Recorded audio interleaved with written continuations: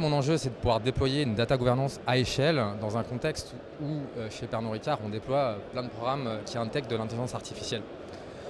Mon challenge, effectivement, c'est de réussir à faire face à cet enjeu d'échelle et de décentralisation, de s'assurer qu'on a la bonne organisation derrière, notamment. Faire face aux exigences de ces programmes qui intègrent de l'intelligence artificielle, très exigeants en data. On a des programmes qui vont viser à optimiser, par exemple, nos investissements en marketing, qui vont demander énormément d'informations sur l'historique de nos campagnes, d'avoir pas mal d'informations aussi sur nos ventes pour essayer de comprendre un petit peu les impacts qu'ont eu nos actions sur le business. Et dernièrement, l'aspect vitesse et la dynamique que l'on a autour de cette transformation digitale ambitieuse, parce qu'effectivement, il nous faut pouvoir délivrer relativement vite des solutions aux mains de nos métiers, là où la data governance a plutôt travaillé sur des sujets structurants qui sont actuellement quand même beaucoup plus long terme. Il nous a fallu premièrement trouver le bon modèle organisationnel. Nous sommes donc un groupe international avec une énorme organisation décentralisée qui plus est, donc il nous fallait trouver un moyen de pouvoir être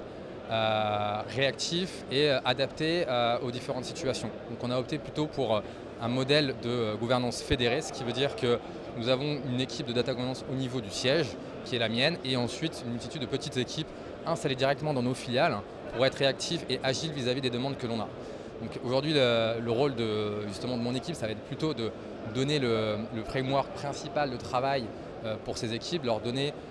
les grands guides autour de l'organisation, autour des grandes politiques data, mais de laisser l'exécution au niveau de ces équipes-là. On va avoir aussi, nous, un grand enjeu autour de l'animation et le développement de cette communauté, de s'assurer qu'on aille tous dans la même direction. Donc pour ce faire, en fait, on vise nos plus grands marchés, de s'assurer qu'on a une organisation de data governance au sein de chacune de ces grosses filiales, avec un data governance leader, mais aussi tous les autres rôles autour de la gouvernance, qui sont les data owners et les data stewards.